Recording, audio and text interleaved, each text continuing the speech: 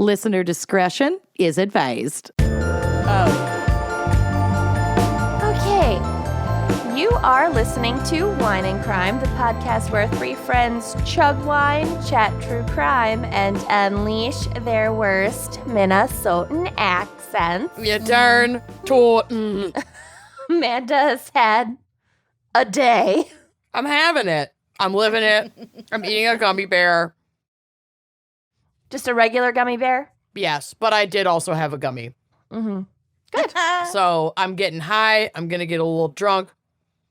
Everything's going to be fine. Yeah, it's fine. baby. It's fine. We're just going to self-medicate away our troubles. Because the obnoxiousness today was no match for my meds. Too much of a match for my meds. It overwhelmed you. It did. And all of the chemicals in your bloodstream. All of this is true. Mm-hmm. Everything All you're right. saying is true. Well, we have a very Who are special... you? Oh, fucking Christ. I'm Kenyon. I'm Lucy fucking Christ. I'm Amanda. We have a very special fan pick for you today, brought to you by Isabel Silverstein. Or maybe Silverstein. Are you related to Shell? Could be. Alyssa Shell. Alyssa Is a shell. Is a Shell Silverstein. Do you know where the sidewalk ends? Is there a polar bear in your Frigidaire? Maybe.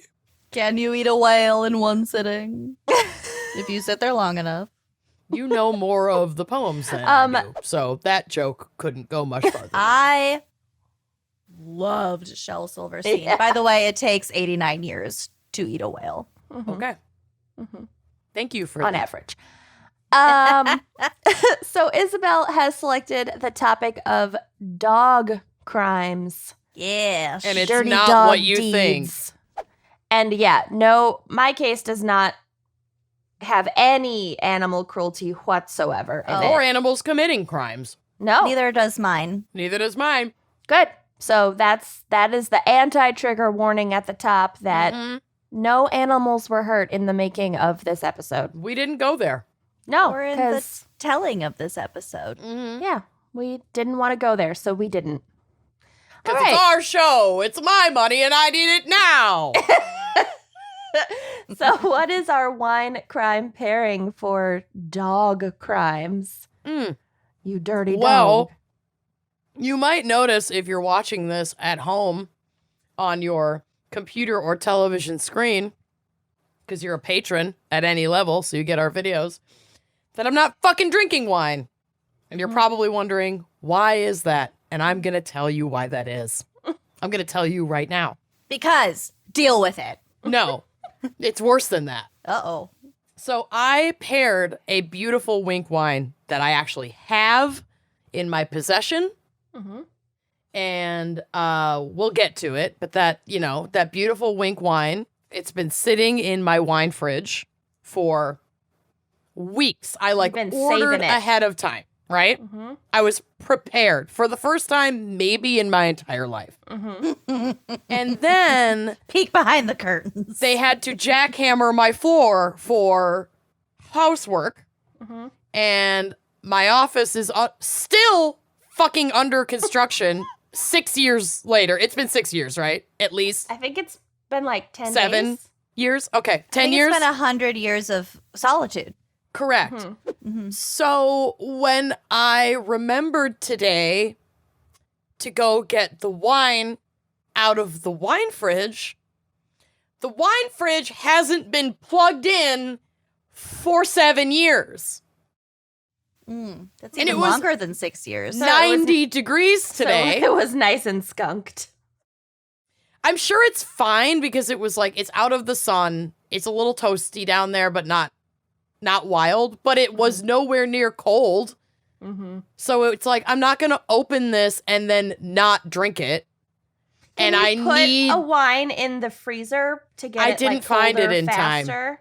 That's I'm just the problem. wondering in general. You or is can, that like it, a no-no? It will freeze, so you need to set a timer because it's not high enough in alcohol content, like liquor, to not freeze. So if you forget about it, you're going to break that bottle.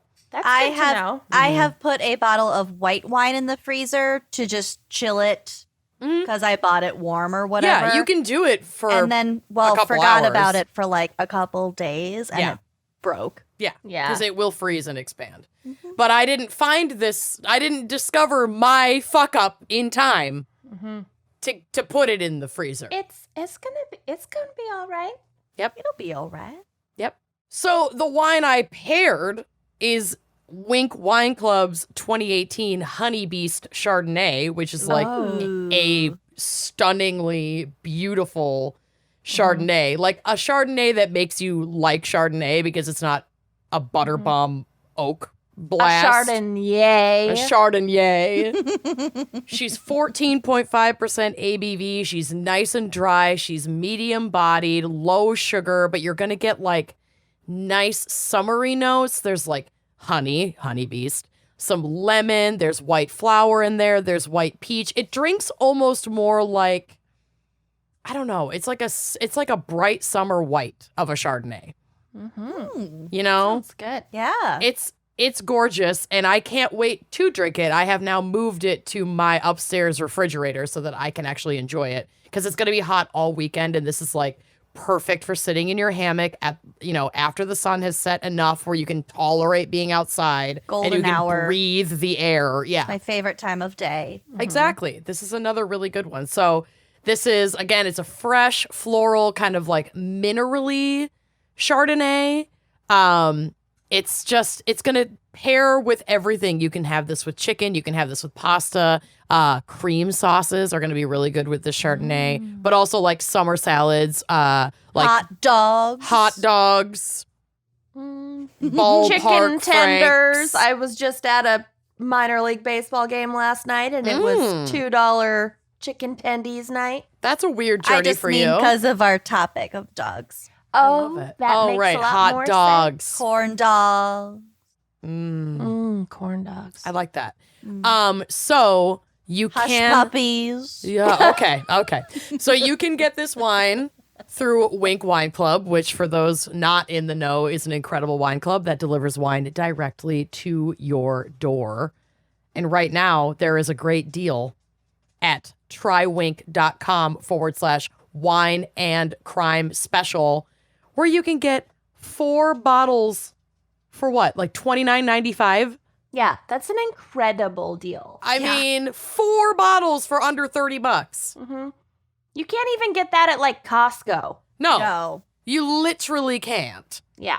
So trywinc.com. You're welcome. Yeah. Get on our Trywinc.com level. /wine and crime special to get that 4-bottle deal. Go.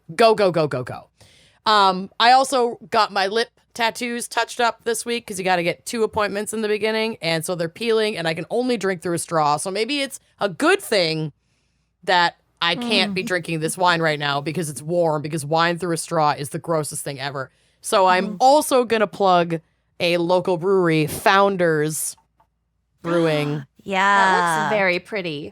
This is their Mas Agave Seltzer. seltzer. This is a strawberry seltzer. They also have it in lime and a bunch of other amazing Is it a flavors. hard seltzer?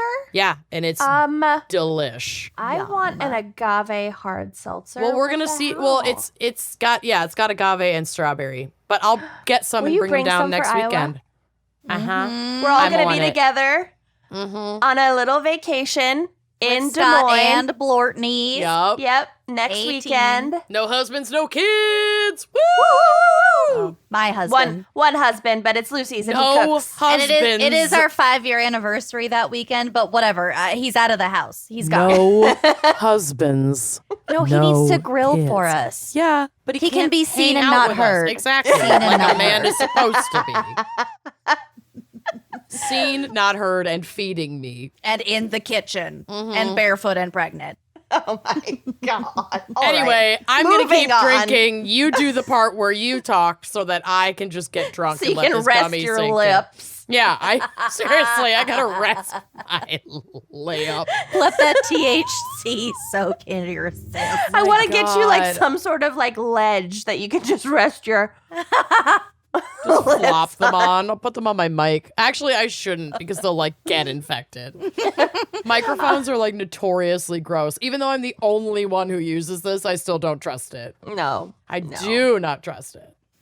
All right, Lucy, what is our background and maybe psych for dog crimes? I wouldn't call it psych. Dog psychology. Yeah, maybe. Okay, so just to start out, I don't dislike dogs just because I much prefer cats. I think dogs are actually really cool. I like looking at them. I like petting their heads. Mm-hmm. If they stink, I've never met a poodle that doesn't stink. Every dog has a scent on occasion. Yeah, some are worse than others. Callie's getting very old, and she is a stinky pup now. Well, She makes up for it in how good and sweet she is, but she reeks. and her little click clacks. Her little click clacks. She's a cutie, little best damn tapper. Yes, the tapper, more smartest. We should get Callie a best damn tapper bandana. Yeah, Yes, we should. Continue while I Google this. or just best damn clacker. Custom Kinda dog click clacks. bandanas. No, we're getting best damn tapper. Okay. It's decided. So Keep going. as we know, dogs busy. have. I'm trying. Dogs have a very keen sense of smell, and they can be trained to do all sorts of shit like detect cancer and disease, including COVID. They can find missing people. They can smell blood and semen to solve sexual assault cases. They can also locate body parts and like fragments from situations like explosions or train accidents. They can smell things that are buried dozens of feet underground, under rubble, and even underwater. Wow. Yeah. Okay, so it's a myth then that like water stops the scent trail. For dogs, yeah. Yeah, Dogs can detect like Yeah, a they can fucking detect it. drop of blood in 6 gallons of water. I love that. I just Or feel like like under mud. yeah, it's like this weird like trope in movies where like if a dog is on the scent trail of like an escapee, Then then they like get to a river or a creek, and Oh, they're yeah. like, we lost the scent because of the water flow, and it's like, oh, actually, that's not really how that works. But I maybe mean, if it's there are- running water, that There might be are a different. lot of factors when it comes to something like that. So maybe, for example, like if a bloodhound is trailing a suspect and the suspect crosses a stream, if it's like a fucking month before, then yeah, maybe. It depends on like how wide the stream is, how much organic material is stationary in the stream that could hold the scent. It's like a shit ton of factors. Got it. Okay. So you can't just say imagine how- water stops the scent. That's not accurate. Just imagine how like distracting that would be if you were a dog and you could smell all of that. It would just Yeah. be like, how could you ever pay attention to anything that's going on? So Yeah. we'll kind of get to it, but like dogs used for scent work is really, really reliant on the training that dog has had because it needs to be able to focus. It can't like see a squirrel and get distracted or whatever, you know. Yeah, Lots of focus involved. Josie would not do great. Well, she has a lot of other great qualities. She does. So dogs can detect, and this is a quote from a book that I'll get to in just a minute, but I just really liked this list.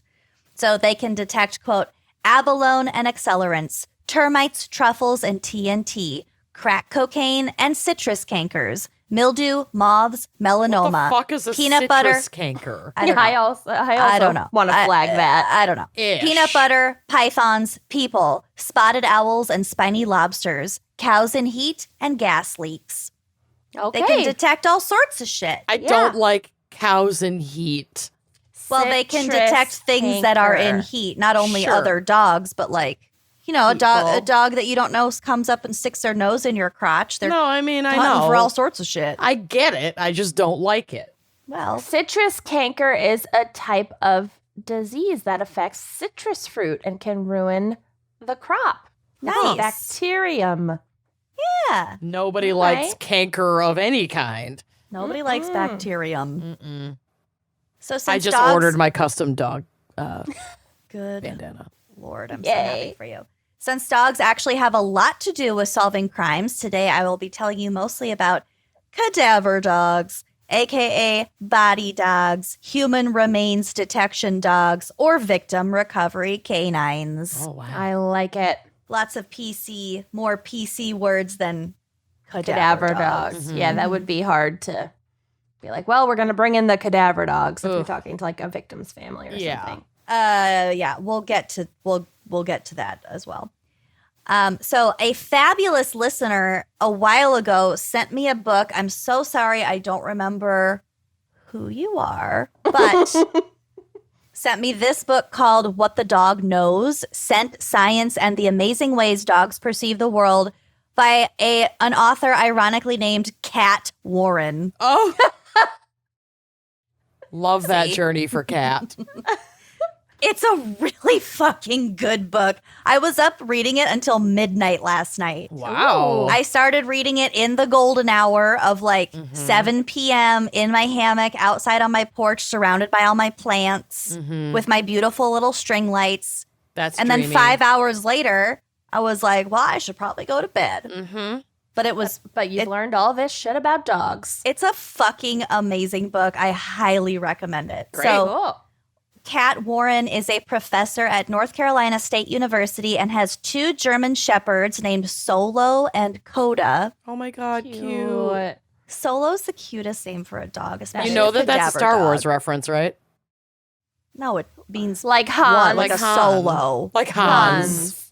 Hans. Just It's saying. not a Star Wars. I'll get a dog and name it Hans. Do She it. after the explains Star in this War. book it's actually a jazz music reference. Well, but, that's you know. fine. In her case, every other person I know with a So dog you named didn't Solo. crack the coda. Ah! Okay, moving on. I So this liked book it. is That was mostly about her training and using Solo for cadaver finding. And a lot of my notes are from this book, and then I have some shit from the internet like scattered throughout, whatever. My sources are Sources are cited on at the end. website. Yeah, whatever, don't ask me. So when it comes to dog breeds and scent work, there is actually not a lot of evidence to suggest that one certain breed can do it better than another. Different breeds do have varying amounts of scent receptors, but it's really, like I said, a matter of training them to use those receptors in the way that we want them to. So a dog's That's so interesting abilities. because aren't some dogs bred to have physical characteristics that at least like bloodhounds? What I've read is that like their ears are bred like, to be trap long the to like funnel scent toward their nose, but that Yeah. doesn't necessarily mean that they're like better at identifying scent. They can just like Correct. technically And get more scent.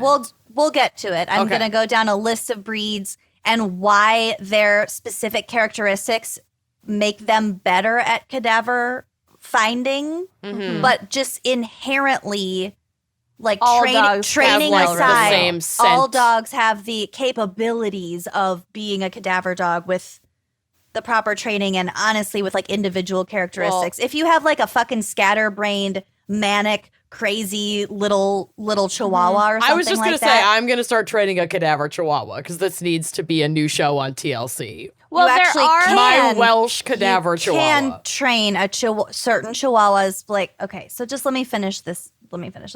A dog's abilities come down to a variety of factors, including individual personality, things like stamina, and characteristics such as size. So, for example, a chihuahua can fit into spaces that a German shepherd can't. So, And don't depending they on its also uses. Don't they also use like small dogs to sniff for landmines? Oh Yes. yeah, and like mice, rats, and mice. Yeah, because then they're, they can't because trigger they're them. light, they Yeah. wouldn't set them off. Right. Yeah. So it really, but it just breeds, specific breeds are not inherently better or worse at this line of work. It's a Interesting. variety of factors.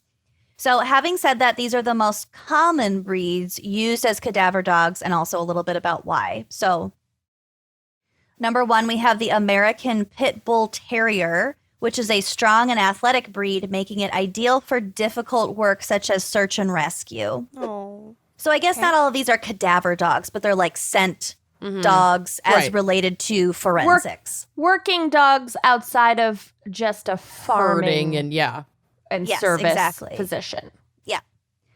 Then we have the beagle. Compared to other dog breeds, beagles have a highly developed sense of smell, making them scent detection superstars. I really want you to do the Drop Dead Gorgeous, like you have to do its howl Well, we're every time getting- you say it. I'm getting to it. Yes. Yes. The mighty German Shepherd. They remade my belly with skin from my butt. Kenny, no. It's not his fault. I had beef jerky in my front packet. Then we have the Belgian Malinois. So when it comes So beautiful. When it comes to energy level, the Belgian Malinois ranks number 1. It is active, hardworking, intelligent. Its active, hardworking, intelligent spirit makes it a favorite breed for police and military forces around the world. Then we have the Border Collie, which was specifically bred for obedience and intelligence. And they make an excellent working dog, especially in the field of search and rescue.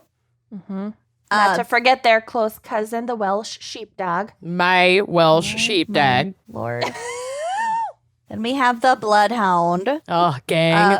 Which can pick up a days-old human scent at a long distance, and bloodhounds have been used since the Middle Ages to track people. And Don't here's love a that. disturbing fact for you. What?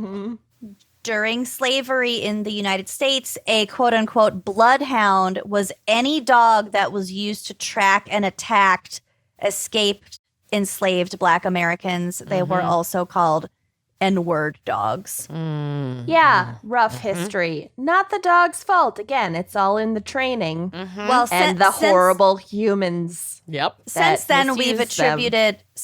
attributed bloodhounds to a specific breed, but back then, bloodhound, like as a Any dog vernacular, that just did meant that any job. dog that did that shit. Yeah. Right.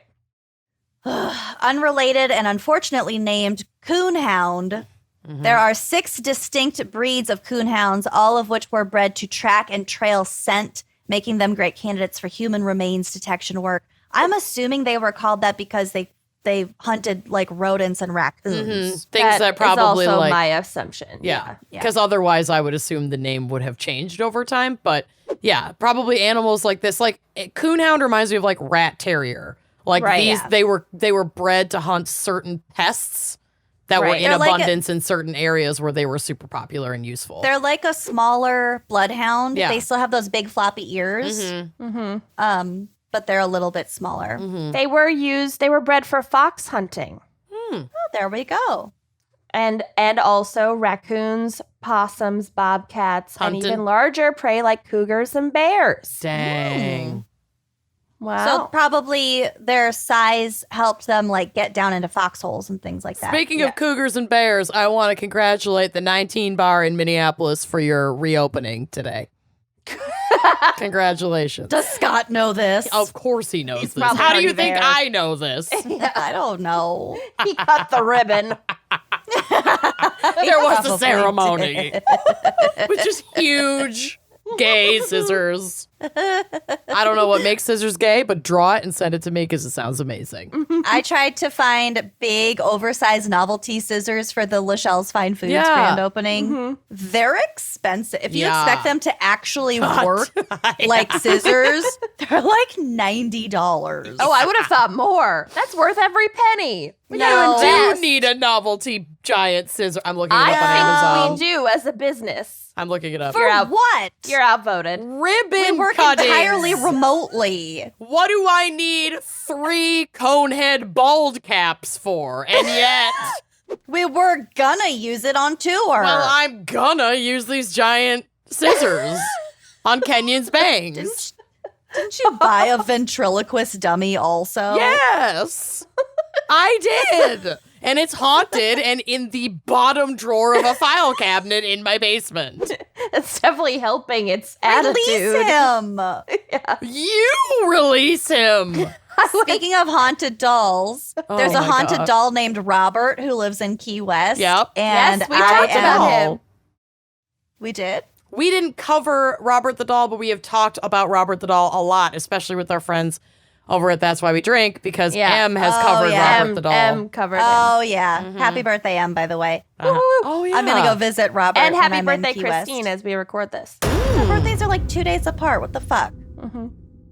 Anyway, then we have the English Springer Spaniel, which are commonly used as sniffer dogs and are employed in a wide range of tasks, one of them being search and rescue.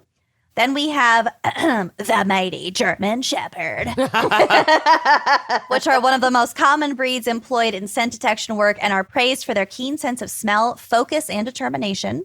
Mm-hmm. Also, some rough history of humans misusing German Shepherds for. Yes. Also, Current history of Yeah. I can't remember what. all cops are bastards except police dogs. It's not their fault. I not can't their remember what fault. culture this was, but I think it maybe in India. Ooh, don't quote me on that. But basically, what I read in this book, they, in order for like a soul to be released into like the afterlife, like the peaceful, like a good death, Sure. there had to be a quote unquote four-eyed dog present. So like German Shepherds have those dark eyebrows. Oh. So they called those four-eyed dogs. They were like lucky. You can get ribbon Cool. cutting scissors for less than $20. So maybe Are you they were actually looking. functional? Mhm. They need to cut. Yep. They are specifically for ribbon cutting ceremonies. You know were probably what? looking at the gold ones that are $170. No. Well, Can we just let's Order let's 3 ta- sets. done. Let's table the scissors for now. Well, I don't need to because I found them and I'm ordering them. Okay, let's move on. Then we have the German short-haired pointer. While traditionally used to retrieve waterfowl, Oh, the German short-haired pointer's intelligence, independence, and drive makes it an excellent search and rescue dog as well. All these are fucking search and rescue. We know what they mean. It's a wink, wink cadaver dog. right. They're dead. Got it. Also, for like retrieving waterfowl, my godfather is like a big fowl hunter. I think I'm into decoy. I'm duck into decoy. duck Into duck decoys. decoys.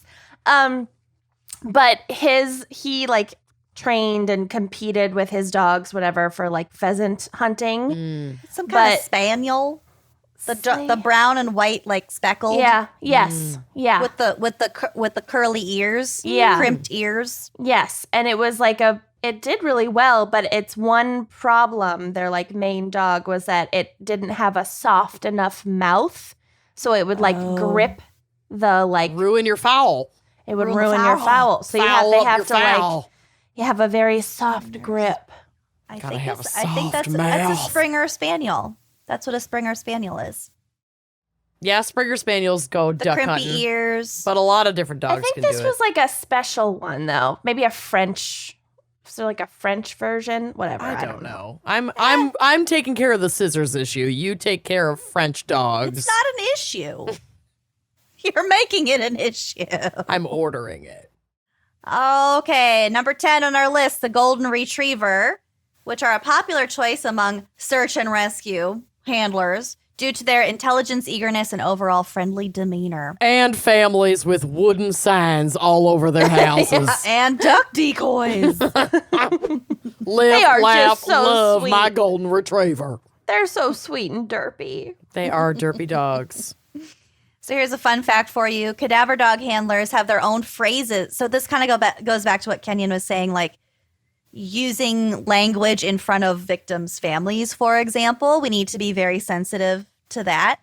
So the handlers have their own phrases to command the dogs to start searching for remains. So Solo's unique command is find the fish. Go find the fish. That's perfect. Can you imagine if it was like, find the corpse, find the rotting meat, go find the meat. Some are like go find Freddie, Oh, or like go find her, or go Ooh. find the body. Ooh. No, they need to. It's better to have a little code word. Plus, Right. dogs can't speak English, so it doesn't fucking matter what your code phrase is. Right. right. They'll learn anything that you associate. Yeah. So lots of handlers in Warren's area of North Carolina say Napu, which in their area is rumored to be the Navajo word for the dead. But I don't think that's the case. First of all, North Carolina, I don't think there were Navajo tribes in North Carolina, so I don't know why that would be like a culturally relevant thing to say. I don't know. I don't know either. Also, according to the book, the word Napu came from the British and Australian slang for World War I, Oh, that's pleasant. from the French phrase "il n'y en a plus," which means there's no more of it. Yeah. Which can be used in the context anything from like we're out of beer, Napu, out of beer, to everyone's dead. They're all dead. Death. Yeah. To Napu. find the dead body. Yeah. So they use Solo. Napu. Napu. Other examples of commands include morte, so like mortal, Dead. mort, yeah. Look for it, find bones, or Little on the nose. the author's favorite was Hoffa. Like Jimmy Hoffa?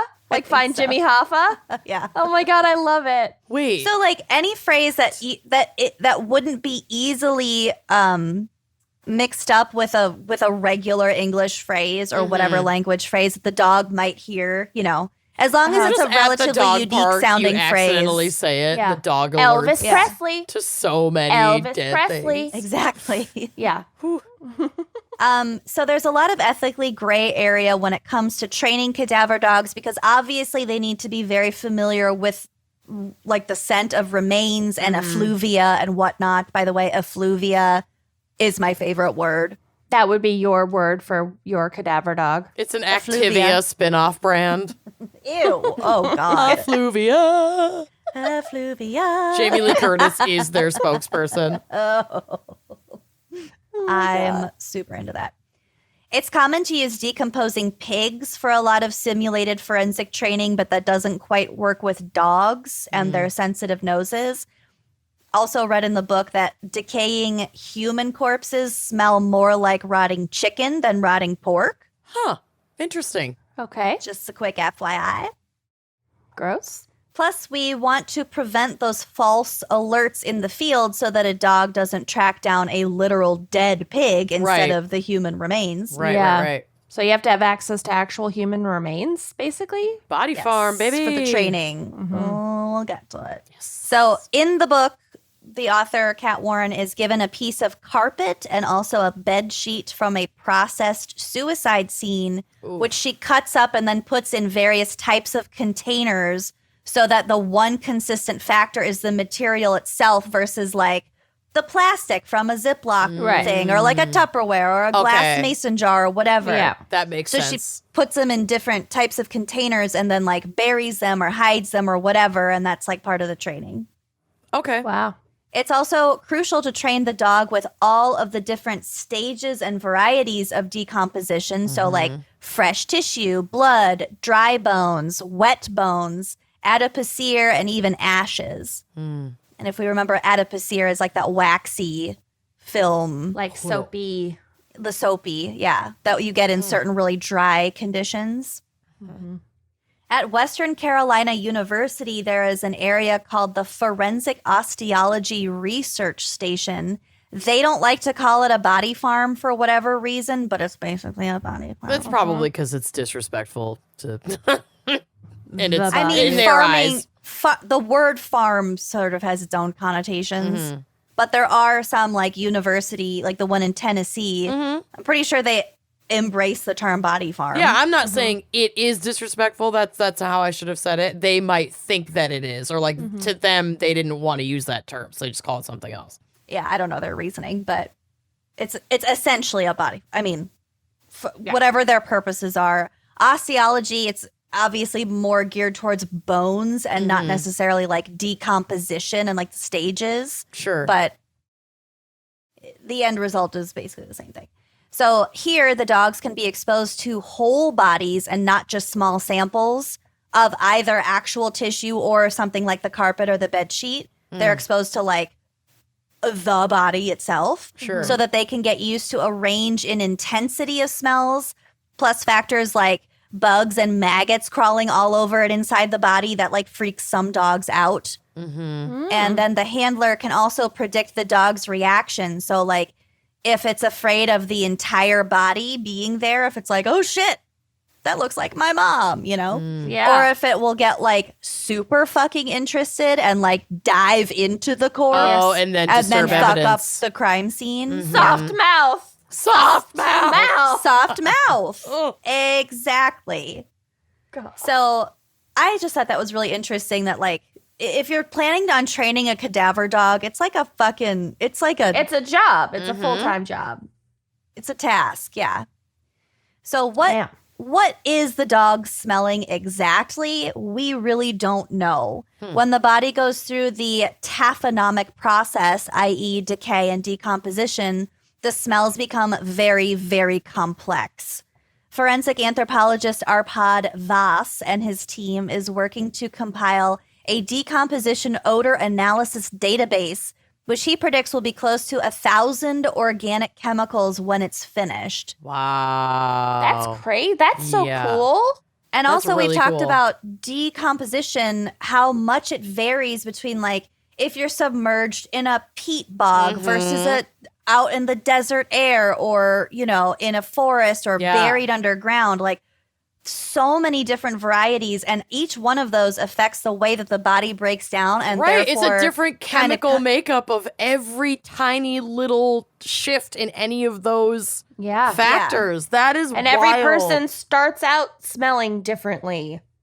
Not true, actually. Oh. Well, where's my fun fact? So skipping ahead to the fun fact. Oh, fuck, where is it? Oh, yeah. Cadaver scent is chemically generic and it's not linked to any one individual. Okay. When it comes to these chemical compounds, not like, I mean, I'm sure, well, Maybe I mean, the every dogs- living human has its own like natural odor. That doesn't mean that we all like that a dog is even looking for that because that's when we're living. You know what I mean? Or maybe it's just like, you know, a sommelier can tell the difference between like types of. right, and certain people pick up This different is a things. white. But I think you mean more when we're alive, we have different. Well, I just kind of assumed because when people are alive, they Right. smell different. That Well, just when like- they died, they would. But so I like was wrong. for example, lifestyle factors. Yeah, like you know, what like you what eat. you eat, how your body is made up. I think that kind of goes away Yeah. pretty fucking quickly after you're dead. That Which because makes there are sense. so many other chemical reactions taking place, they just sort of, the factors that exist while you're living just kind of deplete really Right. rapidly. Yeah. So you're saying that it's all the same once we're dead, basically. Yep, we Yeah. all smell the same, That makes sense. Interesting. kind of like chicken. Blah. No matter how you season it, smells the same when it's ratted. So, two such chemicals, cadaverine and putrescine, were the first of these compounds to be identified and isolated in 1885 by German physician Ludwig Brieger. Putrescine. Putrescine and cadaverine. Those are really, really good, like, punk band names. I Yeah, want like- a like skincare female-led. line. A goth skincare line where like putrescine Putrescine. is your acne spot treatment. Cadaverine is your Is your daily body face cream. wash. Yeah. I'm picturing, Some kind of putrescine ointment. is like some sort of like green lipstick. Listerine. Ooh, yeah. Mm-hmm. Green eyeshadow, I hear, is coming back Thank God, finally. Thank you. because I watch a lot of Bailey Sarian's videos. And that's what she said, and that's what I'm going with. What's that condition where like you can smell color? I can't remember what that's called. Oh yeah, I don't remember what it's called either. You can like taste it. Yeah, it's well, like this a- person, Yeah. this again from part of this book, somebody described a decomposing corpse as visually like the smell looked like orangish yellow, Okay. which I thought was kind of cool. So here's another fun fact. Lots of animals have been trained for scent work to varying Synesthesia. degrees of success. Synesthesia. Synesthesia. Thank you. I You knew I'd got get it. there. I knew I'd get Orangish there. yellow. Okay, lots of animals have been trained for scent work to varying degrees of success, including bees, pigs, javelins, I think it's those pigs with the big teeth. The like big a kind tusks. of boar. Yeah. Okay. Raccoons, deer, rattlesnakes, skunks, foxes, wolves, raptors, and yes, cats. And the cats didn't work out because they had no desire to communicate their findings to their adult handlers. They just didn't give enough of a fuss. Sounds about right. Right? Is that how you feel? The fact that cats are even domesticated at all is remarkable. Shocking to me. Yeah. He's been laying on my lap this whole time. They're just food motivated, Yeah. like every other domesticated creature. That is where we are the same. Yeah. That's how I got domesticated. I mean, that's how dogs were domesticated. That's what I'm saying. Their relationship with humans was mutually beneficial because the humans fed them, and then the dogs helped the humans hunt initially. And kept predators away. Sense of smell. Yeah.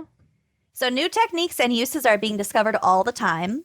In May of 2020, our friend Kat Warren wrote an article for the New York Times about 2 dogs being used at an archaeological dig site in Croatia.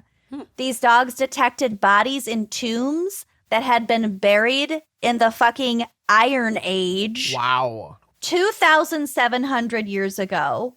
fucking how? And this is the most wild part. They weren't even detecting the bodies themselves because what was left of those bodies, so like teeth and bone fragments, had been removed earlier for radiocarbon dating. So they were just detecting like the a presence, scent like the cloud. previous. Where they used to be. Wow. So these dogs were named Panda and Molly. I love or that. Mally, which is so cute. Once researchers realized what these dogs were capable of, they moved on to discover 4 brand new burial sites that the archaeologists had not found yet. Thank God for dogs. We don't even deserve them. These dogs, That's at least, amazing. at least- Josie cannot find, like, if you drop a piece of food on the floor, Right in front of her, and won't see yeah, it. yeah, exactly. Callie's the same way. they're probably distracted by all the other fucking scents everywhere. Yeah, but they have eyes. Yeah. And you have to like literally like Pick point- it up and yeah. put it in their mouth. Some animal, well, I know cats for sure are really, really farsighted, so they often can't see something that's right fucking in front of them. okay. Dogs So when are I- just dumb. When I feed Ghostface, I have to like put her bowl like right in front of her, and then she's like, "Oh, cool."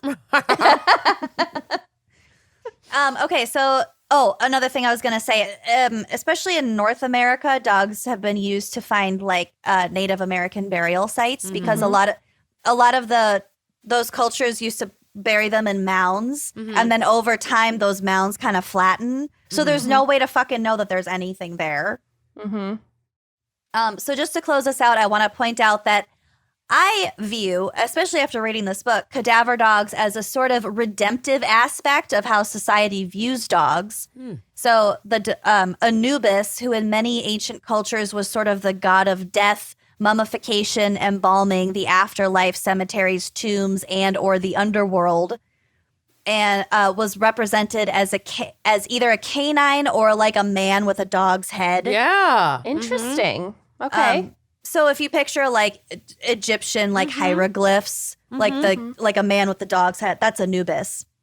Cool. Throughout these cultures in the Bible and even in modern times, dogs have been viewed variously as harbingers of death and also guides into the afterlife. So this pendulum on dogs and death has swung pretty far in both directions over the course of history. And I'm happy to see that modern forensics has found a way to capture their skills when it comes to the deceased and used it for good. Cool. Amazing. Very cool. I want to read that book now. Yeah. I'm planning on finishing it tonight after we record because it's fucking phenomenal. So again, What the Dog Knows by Kat Warren. Check it the fuck out. So it's good. really goddamn good. Well done. Thanks. Welcome. We ready for my case? Definitely Usually not. not. Let's do this. I was gonna say nobody dies, but a lot of people die. Okay. Oh my God. I was gonna say nobody dies, But a but lot of people die. People die every day. We're all gonna die. It's about a cadaver dog. So Great.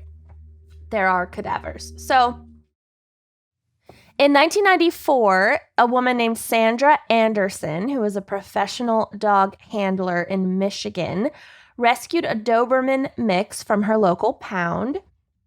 She named him Eagle and began training him to detect human remains. Eagle took to the work immediately, and within 5 years, he and Sandra were in high demand to assist investigators in missing persons cases. For some reason, my brain went to he and Sandra were in high heels. And I just imagined this dog with 4 little stilettos on. I tried to get those booties for Josie when we had the ice storm, and Not then having also it. when she's like slipping on our stairs. And they step like this. Yeah. And Callie she literally- refuses to wear them. She took one step, felt stupid, and just lied down and She wouldn't likes the move until I took clicky-clack. them off. She was done. Josie I was will like walk, silencing but her. It's like she's like high stepping and she hates it, and then she tries like to step manages. out. Shakes every time, like flicks her foot every time, trying to get it off. Yeah, she manages to get them off no matter what I do. So It's not worth it. Just poop quick. You're the one who didn't want the booties. Make it quick. So Eagle is great. Eagle was so good at this work that he was described in newspaper headlines as a wonder dog, which should have been a Wunderhund. I was just gonna say Wunderhund. I'm And also changing a- my last name to Wunderhund. Wunderhund. And also a prodigy, which should have been prodigy. Okay. Just Golly. saying what it should have been. My God. And the case that first began attracting media attention to Sandra and her dog Eagle was that of a Detroit businessman named Wissam Hermes Konya, who went by the name Sam, like the anglicized name Sam. Konya was last seen on April 22nd, 1998, leaving one of a chain of video stores that he owned. A few days later, on April 25th, the SUV he had been driving the night of his disappearance was found abandoned behind a Jehovah's Witness meeting hall Ooh. with blood on the front seat. Well, I already don't like a Jehovah's Witness meeting hall, but especially not when there's blood. But a full year later into the investigation, the FBI still had not found any other trace of Sam Konya, and so Sandra and her dog Eagle were brought in to assist in the case. To fly like an eagle to the sun. Find like an eagle. Ah, yes. In the creek. So Give they it were away. searching a nearby creek bed when Eagle alerted his handler that he had found something, and it turned out to be a handful of tiny bone shards buried beneath 2 feet of mud, Nope. like Okay. tiny little fragments under a bunch of mud. Wow. That's fucking crazy that they could even find that. I'm already impressed.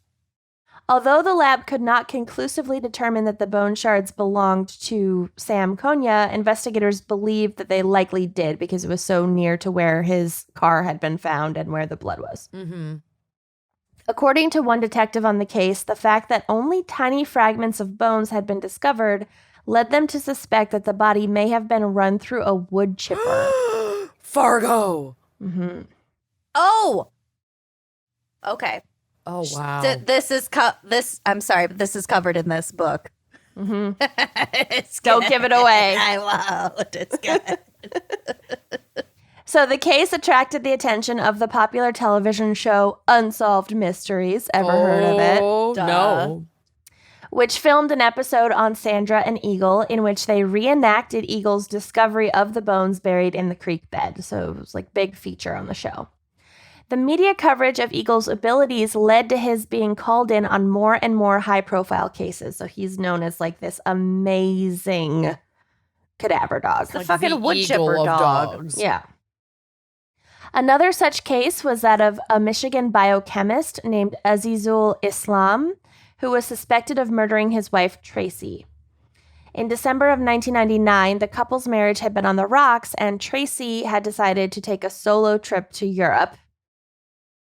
However, when Tracy's sister could not get in touch with her a few days after her supposed return, like the sister knew when Tracy was supposed to be back from this, Yeah. Right. live, laugh, love. Always give someone your flight information. Yeah, you gotta forward that to somebody. Mm-hmm. So, sister couldn't get in touch with her, wasn't getting information from the husband, so the sister reports her missing. Mm-hmm. Smart. Meanwhile, Azizul had informed the couple's 2 children that their mother had, this is a paraphrase, but he basically said that she decided to return to Europe and had abandoned them and wasn't coming back. Okay, take several seats. Fucking calm down, sir. Mm-hmm. You killed her. Obviously. So then later that month, so she had gone and this was December. So on December 22nd, severed legs and arms, but with their fingertips removed, Bull. were found in the dumpster of a local restaurant. No. Honestly, don't even bother with the fingertip removal anymore. They're It's gonna- 2021. Yeah. They're gonna figure it out. Yep. Well, Don't this even was- bother. This was the late 90s, so Well, right. Oh, okay. it did buy him a lot of time, Fuck. Okay. actually. I'll give him that. So about a week later, a trash bag was discovered in a field containing a woman's torso. Police suspected that the remains belonged to Tracy and that she had been murdered by her husband, Yep. but they had no way, again, because it's 1999, Mm-hmm. to conclusively make the identification and no evidence tying the discovered body parts to Azizul. Wow. Was the field close to the local restaurant? I don't know how close it was, but it must have been near enough. Drive It Bye. wasn't like in a totally different state or No, anything. no. State? Are Um, we in the U.S.? Yes. We're in the U.S. We're still in Michigan. Okay. So Azizul Islam claimed that he had nothing to hide and allowed investigators to bring Sandra and Eagle into his home to assist in the search for Tracy. So he was Mhm. like, fine, like, Come have on the in. dog search my house. According to those present at the scene, upon entering the house, Eagle bolted straight to the basement where he lay down next to some paint cans and paint rollers Oh. that had recently been used to repaint the basement floor Mm-hmm. and began barking loudly. Yup. I Got love you this good, so fucker. much. Sandra informed investigators that this indicated the presence of a large amount of blood. Like the lying down and just. Yeah, Oh. That like- had been like painted over. Oh. Yeah, recently. So he wasn't alerting to the cans of paint themselves. He was alerting to the floor. Yeah. Where the cans of paint were sitting, yeah. Islam claimed that he had repainted the basement in preparation for putting the house on the market. Okay. I need to On the- repaint my basement. As long as we know where Corey's at. Mm-hmm. As long as he cooks for us next weekend. Yeah, I know. I knew what you meant. On the basis of Eagle's behavior, police obtained a search warrant for Islam's home. So he had just like given them permission to search his home, But but not he a could have warrant, revoked like- that at any yeah. time. So now that this dog is like alerting and clearly freaking out, he could have kicked them out, but they Mhm. got this search warrant. They then confirmed the presence of blood underneath the fresh paint. Yep. Azizul Islam was taken into custody the following day. DNA testing later confirmed that the torso, arms, and legs belonged to Tracy, and paint chips found in the basement were found to match paint chips on her dismembered body. Oh, poor thing. So they were able to link, It's probably all of where the she above. died. And yeah, or at least where he like Mhm. cut her up, unfortunately. Mm, His fucking wife, the mother of his children. Yep. Well. a fucking monster. So, Lieutenant Wayne Carroll, who had been leading the investigation, told a local reporter that, quote, "Before we brought that dog down there, we were on thin ice. We could tell the basement floor had been painted and it looked like a rush job, Mhm. but we couldn't see any blood. And if it's been painted, I don't think they can do anything with luminol. Yeah. Like, it's painted. There's so many chemicals in paint too. Like it might have broken down the whatever aspects of the blood light up with luminol. Right. So Sandra Anderson is quoted in the same article saying of her famous pup, Eagle, "He thinks he's a deity. Maybe he's dyslexic. When I say dog, he thinks I'm saying God." He doesn't speak English, lady. It's a very weird quote that I had to include. It. She's trying to be funny, and the jokes aren't landing. Yeah, she's failing hard. Stick to cadaver work, honey. Leave comedy to the rest of us. Well, she's clearly very good at cadaver work, so That's what I'm saying. she's fine where she's at. Stick to it. So Eagle's schedule was soon booked solid for like other investigations. Crime Sandra- Con.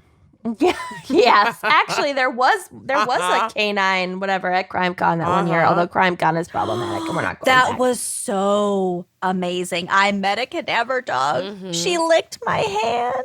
Oh, she has your scent now. Oh, if you dash, she'll find you. Good. I trust her with my life. I don't remember her name. Oh, I love her. She had a very tender tongue. She had a very soft mouth. soft mouth. So. Hashtag soft mouth. So Eagle's schedule is booked solid. A lot of names on his dance card. And He's got Sandra, a book tour. He's got a press tour. He's giving 4 seasons. Autographs.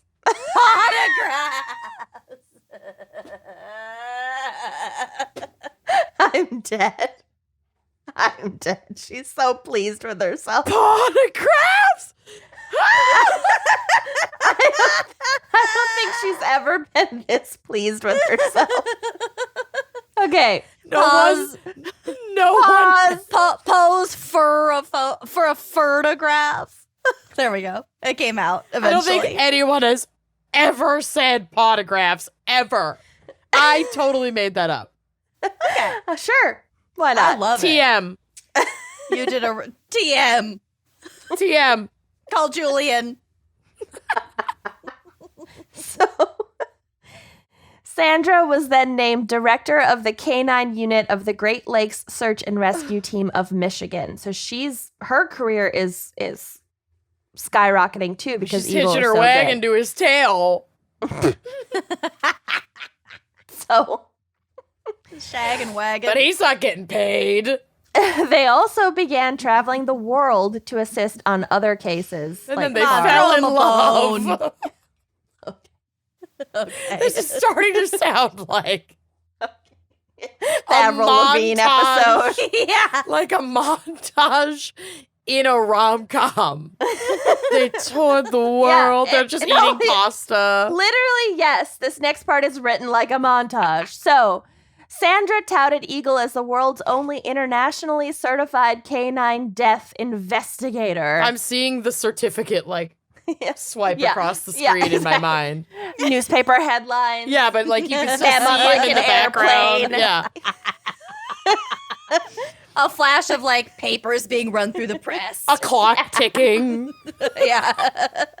A passport being handed to someone. Newsboys hoisting stacks of tied newspapers.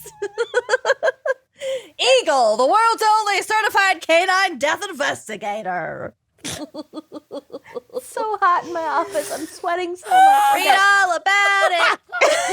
Extra. Sandra touted Eagle. Oh, I already said that.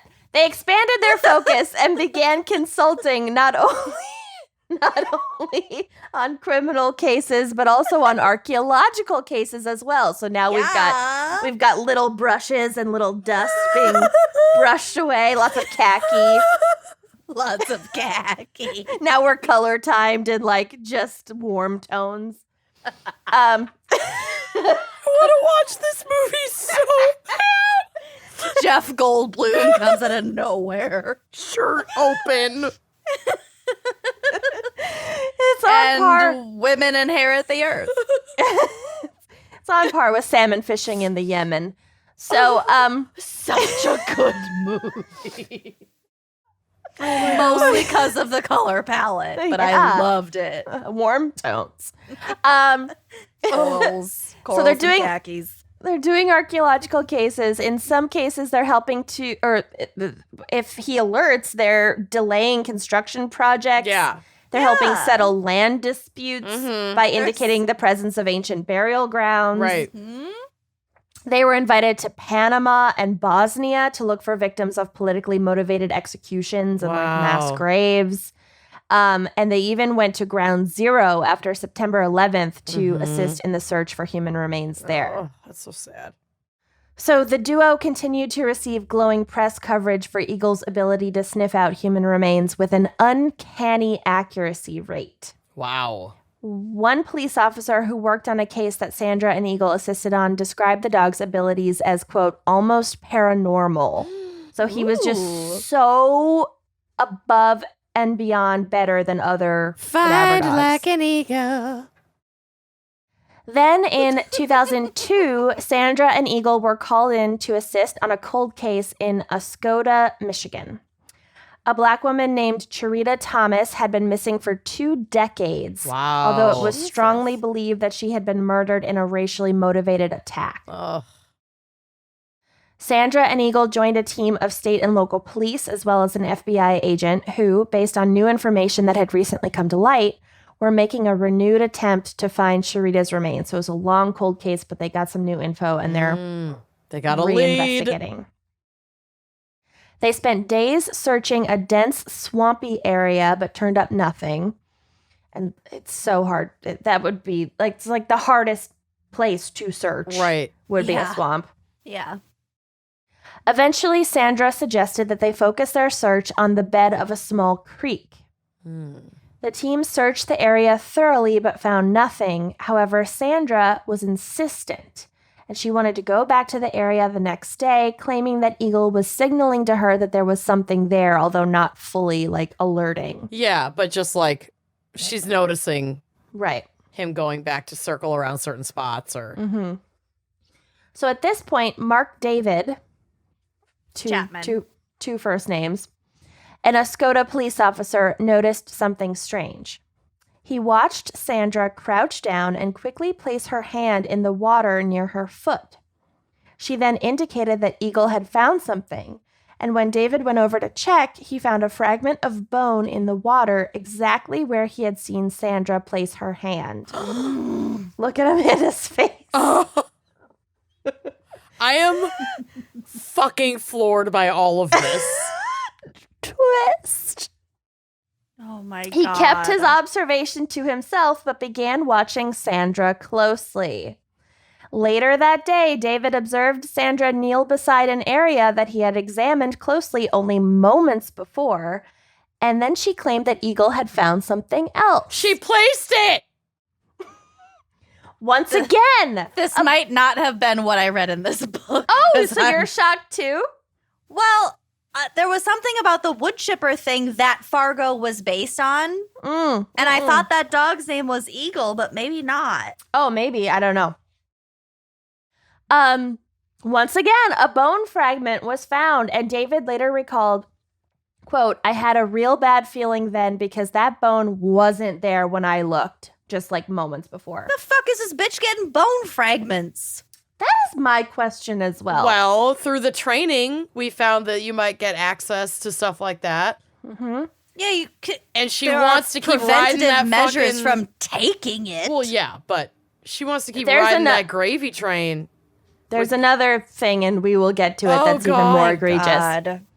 David confided his suspicions to a state crime lab technician who was also working on the case, and they agreed to both keep a close eye on her the following day. But remember, they're like the elite. Like the fact that she and Eagle were even brought in on this cold case, Is they were already like, a huge yes, deal. we got the best stuff. Like this guy's like, it's like a famous team. So they have a lot of clout. Sure enough, when the technician joined the next day's search and closely observed Sandra, she saw her remove a bone fragment from her boot and place it in the creek. Anderson was arrested that day on suspicion of planting evidence at a crime scene. Wow. So fucking gross. I hate it. When Sandra was questioned, she was at first evasive and denied that she had ever planted evidence. But going back and re-examining previous cases that she had assisted on, investigators were able to find evidence that she had planted or falsified evidence on at least 7 crime scenes from Michigan to Ohio. She just wanted the dog to be famous so that she could make money. And so all of these families have to go through all of this again and actually didn't find their loved one. Not to mention all of the people that could be wrongfully convicted because of something like that. That is so heinous. Aren't they testing the bone fragments to make sure that they belong to who they think they belong to? I think sometimes it's so small they It's hard to can't, tell. and then sometimes it's just like, we will get to it, but sometimes it's just like extra, it's like the cherry on top kind of evidence in a case. So we will get to it. It's not the red herring, but it does help to get cases like to court and to conviction. Like that kind of level of evidence. We will get to it. Okay. Can I just interject because I just realized something? Mm-hmm. The wood chipper thing. So I made the mistake of reading this book and also finishing that autopsy book at the same time. So they conflated in my brain. The autopsy book was where he said that he had to put back together a body that had been put through a wood chipper. No, because that's not possible. So, no. It was evidently possible. He did it. That is, cool. Back to the dog. Okay, I'm just clarifying. Okay. As far as I know, there's no wood chipper involved in the dog book. I just need All to right. clarify. Well, I'm Great. just glad that you're both shocked by this epic twist. This is Yeah. bonkers. So in August, is- in yeah. August of 2003, Sandra Anderson was charged with 5 counts of falsifying and concealing material facts, 3 counts of obstruction of justice, and 2 counts of lying to law enforcement officials. Wow. A Department of Justice press release stated that, quote, Anderson had repeatedly planted human remains, fibers, and items stained with her own blood, What the fuck? Just to get the dog to... which she then represented as evidence. Oh my God. The if release, the dog could speak English, he'd be like, you know what? Like, what the Listen fuck, up. Mom? yeah, I I'm found no mom's fool. blood. Now I'm no complicit. fool. Yeah. I found mom's blood again. Jesus. This is the game, right? Find we're Mom's doing, right? blood. Find mom's blood. I did it. Oh my God. What a fun game. Yeah, I found mom's blood in the pyramids. Oh God. Find mom's blood. Oh, God. So, the release also stated that, quote, Anderson made false statements to authorities in an attempt to cover up her wrongdoing. Sandra eventually pleaded guilty to the charges. So, although her crimes carried a potential sentence of up to 30 years, she accepted a plea deal that required her to serve only 21 months. Wow. And she was also ordered to pay $14,500 in restitution, which is like nothing when you consider that she built her entire career Yeah. off of this dog and this fucking And fraud. made all that money and then, potentially ruined some lives. Oh, we will get to it. She probably made that much money in one, like, visit to a scene. Because, like, even if... Not even, yeah. Even if a conviction is made in a case where that person is guilty and needs to go to jail, It's still like, egregious. it's egregious because now your discretion with the, or indiscretion with all of these cases can overturn puts that conviction in jeopardy. every case you've ever been part of. And we will It's get to just it. so So hugely much wasted terrible. time and money. So Sandra's arrest and conviction caused turmoil at numerous law enforcement agencies, as everyone who had worked with her was now left questioning the validity of her results Oh my on God. hundreds or even thousands of high-level Yeah, investigations. because she's fucking famous and all of these... And you're searching for remains. Yeah. So that's like you're searching for murder victims. Like it's like high fucking level felony shit, cold cases, like important fucking shit. Oh, this is so bad. So numerous court cases that had used evidence found by Sandra and Eagle now needed to be re-examined. In many of these cases, it was determined that Sandra's evidence had not been critical to solving or prosecuting the case. So it was just like supplementary almost, or it like it happened to lead them to actual real evidence. Right. Yeah, but it was still in the mix. Mhm. Yeah. However, in the case of Azizul Islam, remember the guy with the paint and the wife? Mhm. He appealed his conviction, claiming that evidence planted by Sandra had influenced the jury's guilty verdict. Oh, no. Indeed, it had been discovered that although the fresh paint in Islam's basement concealed blood that DNA testing confirmed to be his wife Tracy's, Sandra had also brought some of her own blood to the scene, which she had planted on a hacksaw that she found in the basement. What the fuck is oh my God. So she was just like, this is probably the murder weapon. Oh, that is That's so fucking wrong. So fucking wrong. Oh. I So- mean, She's playing God in a way. Yeah. Yeah, she hears dog and thinks Yeah. God. Yeah. what the fuck? So this guy's appeal was ultimately unsuccessful because There was enough additional evidence. there was enough additional evidence that like a massive amount of this blood was tested and it was his wife's. Mhm. And also the hacksaw wasn't brought up at trial Mhm. because it probably wasn't fucking the murder weapon. Yeah. No. Yeah, And the it investigators probably figured that out. wouldn't- Yeah. So he stayed in prison because there was just enough evidence of his guilt, but like that was very much in jeopardy. Oh like this yeah, guy could have it walked was a free because of her. close call. Yeah. By Sandra's own estimate, she conducted about 200 searches annually for law enforcement. So we are talking thousands of cases. How many years? A lot Yeah, of how many A years lot was of years. Eagle working, and was Eagle her first and I only feel like dog? Should she those- train other dogs that she worked with as well? only 4 years. No, when did she get him? She got him in 1994, But and if she she was had caught a- in 2003. But if she had another dog before that she was also doing this with up until that dog's retirement. I don't know about a Dogs are previous usually- dog. Those dogs are usually retired around 10 years old. Mm-hmm. Yeah, so almost this. Well, definitely Eagle's whole career because we will get to it. Mm-hmm. But yeah, so like almost 10 years. Poor Wow. Eagle. Yeah. Yeah. So, by Sandra's own estimate, about 200 searches annually for law enforcement. It's impossible to know for sure how many investigations may have been affected by her fraud. Wow. It is likely that Eagle was as effective as any other trained cadaver dog, but that his success rate was not enough for her. And so she began planting evidence to keep up the Wunderhund Ugh, reputation. Fuck you. God damn it. it's just so sick. And it turns out that there have been others over the years, mostly other dog That have handlers. done this?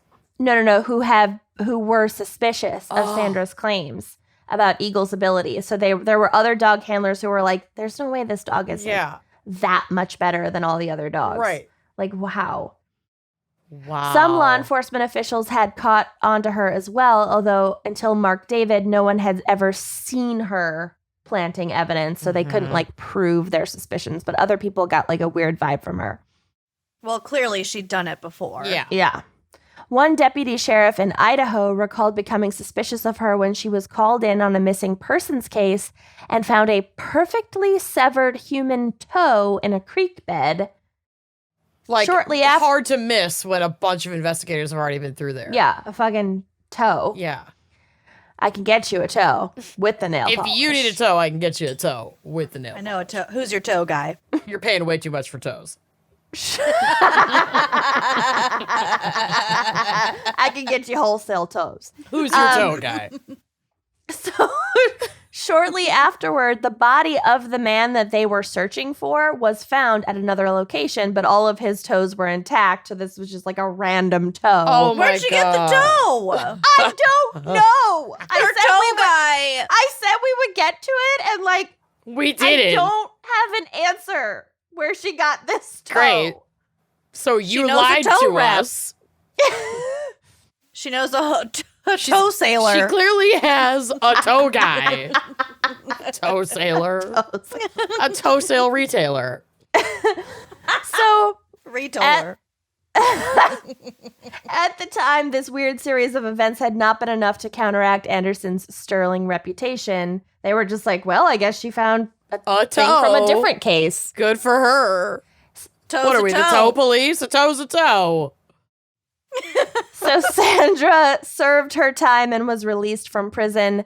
Eagle sadly passed away from heart failure around the time of his handler's conviction. I think he had lived a normal life for his Yeah. dog breed. Mm-hmm. Yeah. Did they count her toes? Did she cut off sever her one of her own. own toes? Yeah, maybe all the bone fragments were her own. I Fucking mean, hope I'd so. be- Fuck this bitch. Yeah, I'd be less mad, but It's a lot of bone fragments. I'm still So, yeah. mad. So not to disparage cadaver dogs or their handlers in other cases, but there's always But- people who fucking get greedy. Oh, and yeah. fuck up. Greed is a powerful Wow. motivator, as are treats and play. Mostly treats. Belly rubs. Snacks. Wow, that was unreal. That Yeah. was bizarre. I didn't see that coming. Dang. There you go. So that's Well my case. done. Nice job. Thank you.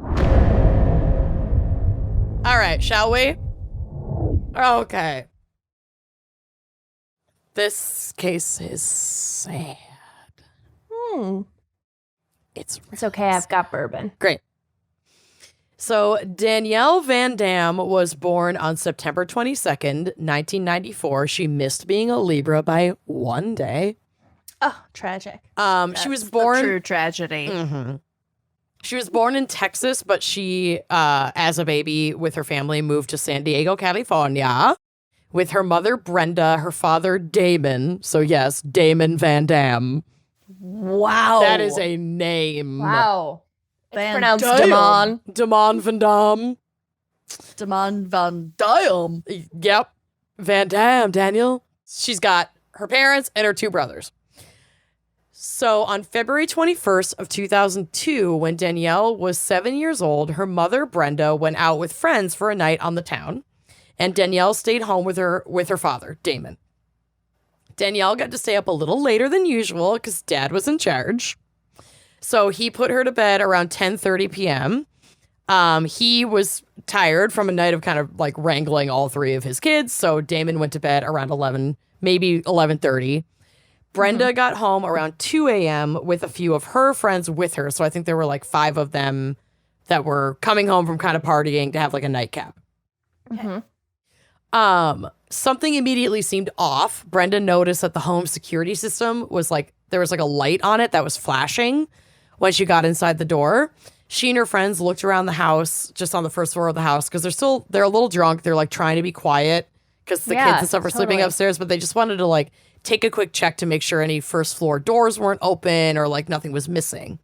This is the mom, This right? is the mom. Yeah. Everybody and else her is friends. asleep. So, nothing really seemed to be amiss other than a door that was like off of the garage that was ajar, but it wasn't like, yes, the It wasn't garage the was door attached, into the house. but yeah, it wasn't. was a yeah, different so they were door. like, oh, one of the kids could have left. Like, I don't know. That's a door on the side of the garage. Who knows? So, they, weren't super freaked out about it. She closed the door, the friends left, and she went to go get in bed. So Damon, still sleeping and unaware that the alarm had been flashing, woke up like an hour after Brenda had come to bed. So it's probably around 4 a.m. at that point. He also noticed the alarm light flashing, but it would have been turned off like an hour ago because Barbara turned it off. So it was new flashing. Correct. But he doesn't know that. He didn't know Unbeknownst to him. He didn't know it was on in the first place. Exactly.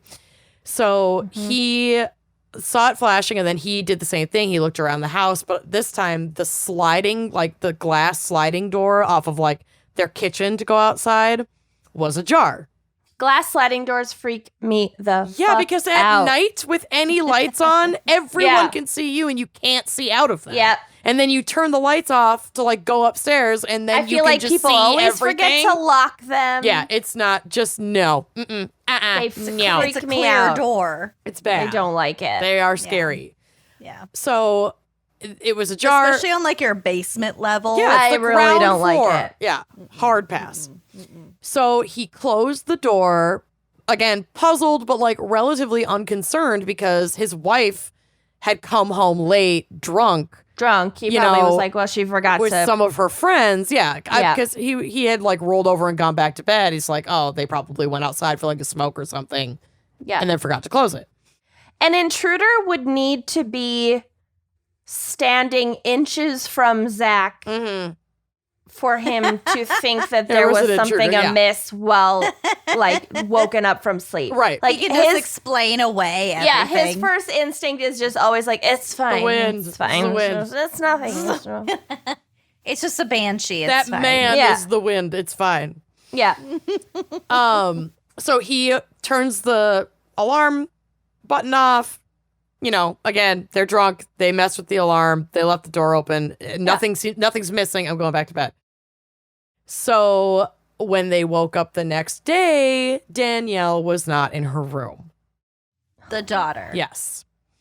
Police were called around 9:30 a.m. and an investigation was launched. Hundreds of volunteers from all over the area joined in the search for Danielle. They're scouring nearby parks, deserts, hiking trails, highway ditches, turning the city upside down for weeks and weeks.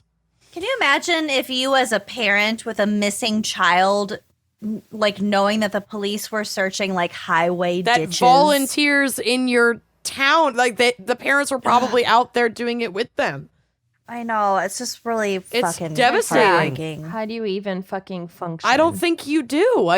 That would be the most unimaginably awful thing to experience. I Also, couldn't kind of possibly going know. back to the ethics of the cadaver dog stuff, like even calling it a cadaver dog. Right. Right. Like if You're a just family's assuming my involved, missing it's child like, is oh, dead. The dog is finding your daughter, not finding your daughter's body. Remains. yeah. Ugh, it's awful. So, on February 27th, almost a month after Danielle had gone missing, she was found by a search party. Danielle, she was found deceased, unfortunately, but I think we all kind of knew that's where this was going. Danielle was nude and significantly decomposed on a remote hiking trail in an unincorporated town about 22 miles east of San Diego, which is like terrifying in and of itself. Everything about that sentence. It was so was spooky. awful. Yep. Yeah. So because of the condition of the body, medical examiners were unable to determine the cause of death or whether she was sexually assaulted and had to use dental records to confirm her identity. Also, she was nude, so. Yeah. And what, 7 years old? 7 years old. And, you know,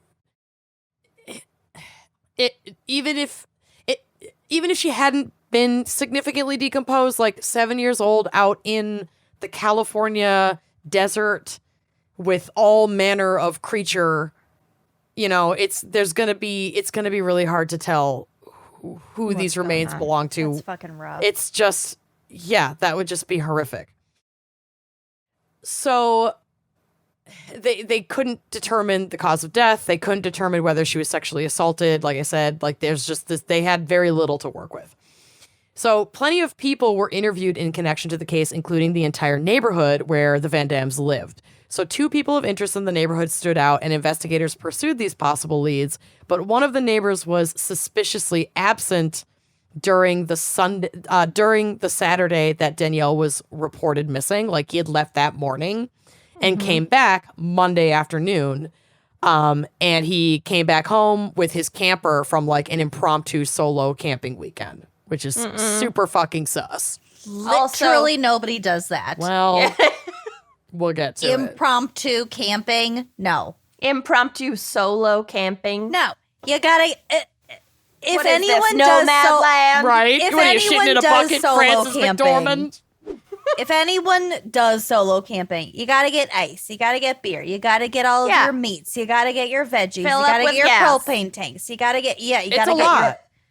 Oh no! It's not. There's no such thing as an impromptu camping trip, let alone a solo camping trip. Yeah, no, I'm with you, but that's It's highly sus. it's yeah, No. it's Especially when a sus. man does it. Never trust a man, Period. No. especially a blonde man. So the neighbor, David Westerfield, lived in the neighborhood alone, and I'm just gonna say unmarried because that's how this person would be fucking described if you were a woman. He was an unmarried loner living in the spinster. neighborhood. Yeah. sad, pathetic, Portly, unattractive. rotund, spinster, unmarried woman. He worked from home as an engineer. Not sure how that works, but that was the situation. And he was quite successful.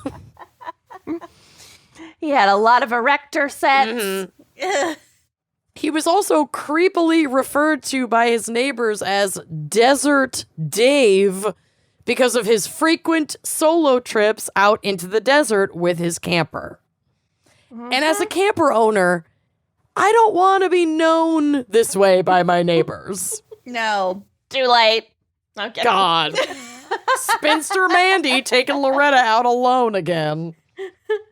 Anyway, not cool. That's not good. That's not a good So look. the lead detective in this case, a woman named Mo Parga, who was giving me serious mayor vibes as I was reading about her, had noticed in a preliminary look around his property that Dave kept a meticulously manicured lawn and garden.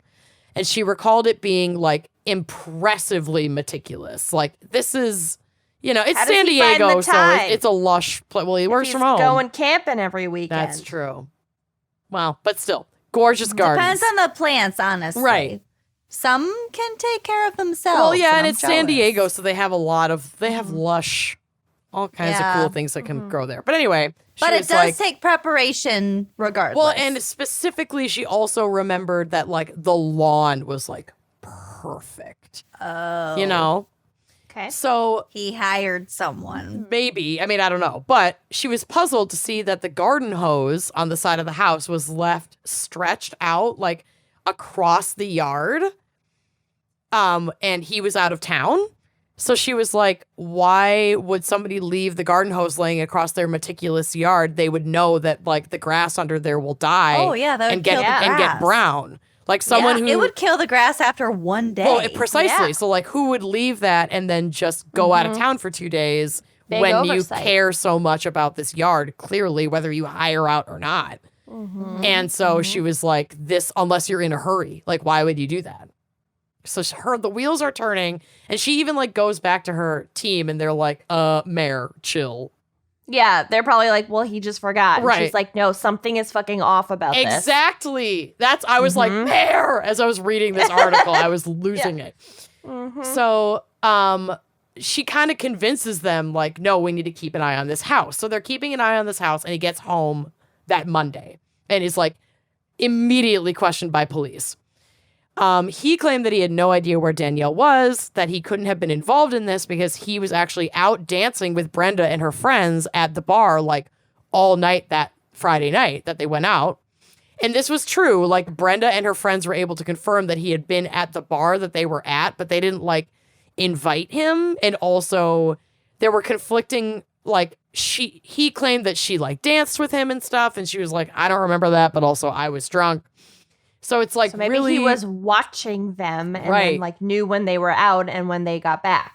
fucking yeah. Ew. So it was unclear though when he left the bar because he didn't go back home with her and her friends. He like didn't go to their house and they were Yeah. drunk. So it's like, or at least tipsy, you know? So it's like, we're not paying attention to when this guy who lives down the street, like this innocuous old divorcee that I don't care about.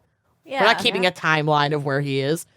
So this alibi was by no means like ironclad, but it was pretty compelling evidence of his innocence because it's like this likely happened. They did see him out that night, Right. but they have no idea when he got home, so it's not like really an alibi. Right, exactly. So this next part's from Wikipedia, my favorite. Quote, on Saturday morning, Westerfield fetched his motor home from another part of town, stocked it with supplies, and left home at 9:50 a.m., which was minutes after Brenda had called 911 to report Danielle missing. So, like, he saw like the cops show up essentially, and probably, or at least, got like, out of there. he's like kitty corner from them. So if they're running out into the yard yelling, you know, if there's Danielle, any kind Danielle. of ruckus. Yeah. So, or he was waiting anyway, because obviously he knew he had taken her and that they're going to figure it out eventually. Or he was in tune to like a police radio thing. Yep, could have Yeah. been. Because that's a thing too. Yep. Yep. So he And he dips. wanted to stay to like see the Mhm. terror. Yep. Or and even then like get the fuck out of Dodge. Yeah, exactly.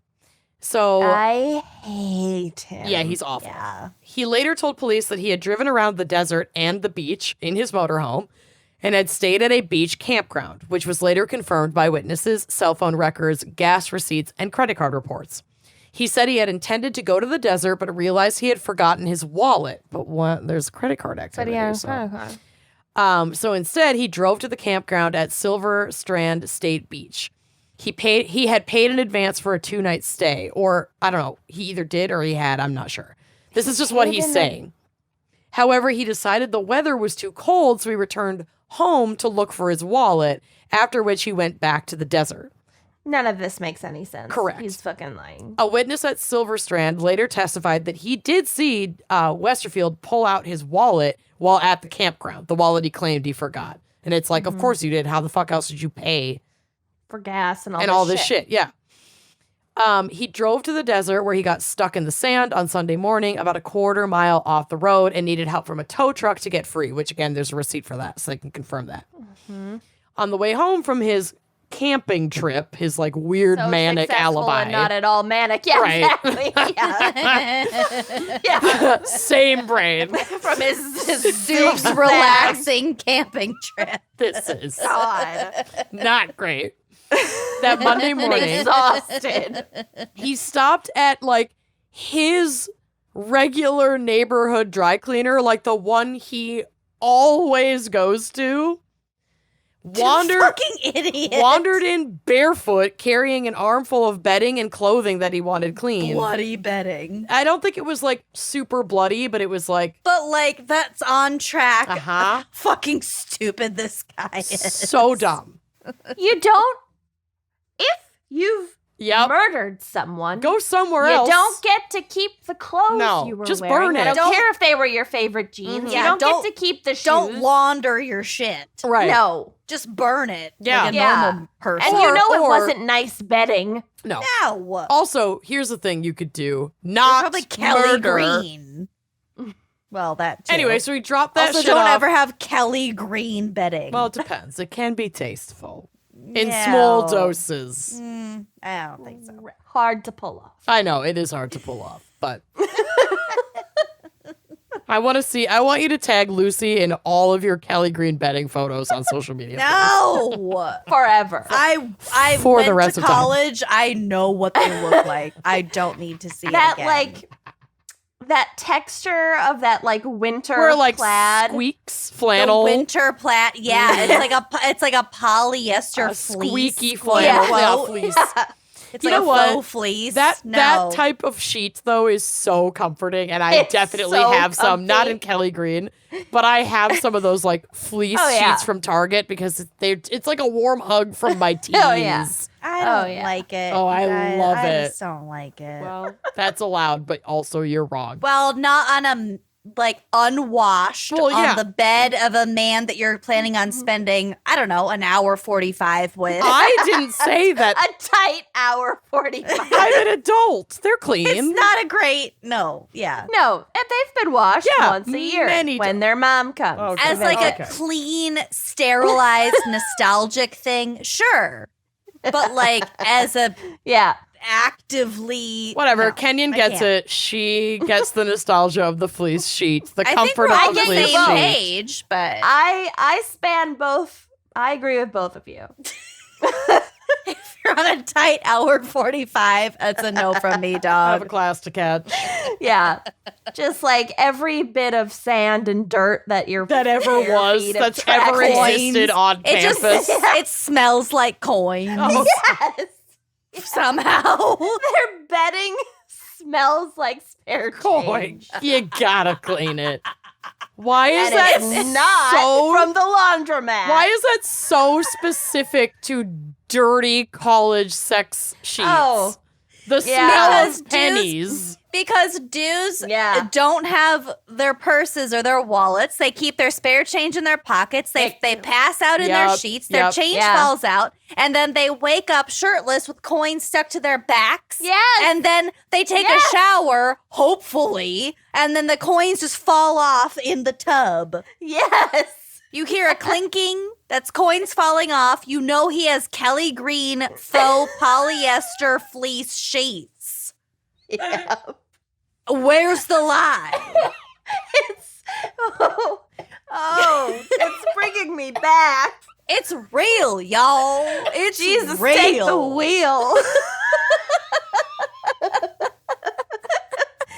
He has a bunk bed. Oh, I'm a cadaver dog. you are of memories of all every been boy I there. had sex with at Kenyon's college. Amanda did the rounds way more than I did that first year. Hey, Yeah, I was only I around heard the that. I was only stories. around that first year, so I really had to make it count. I came the second year. I did a quick cleanup. We did well. We did work at Kenyon's college. It was pretty great. It was shooting fish in a barrel. It really was. honestly. It's not like it's hard. It was shooting fish in a rugby barrel, that's for sure. Oh my god, we used to be young. I know. And Remember when we didn't have to take aspirin every morning? Remember when I didn't need glucosamine for my right knee? Like an elder dog. Apidacere. Oh god. Okay, I gotta keep going. Cadaverine. I am sweating so much thinking about coin sheets. I can't. Okay, I'm sorry.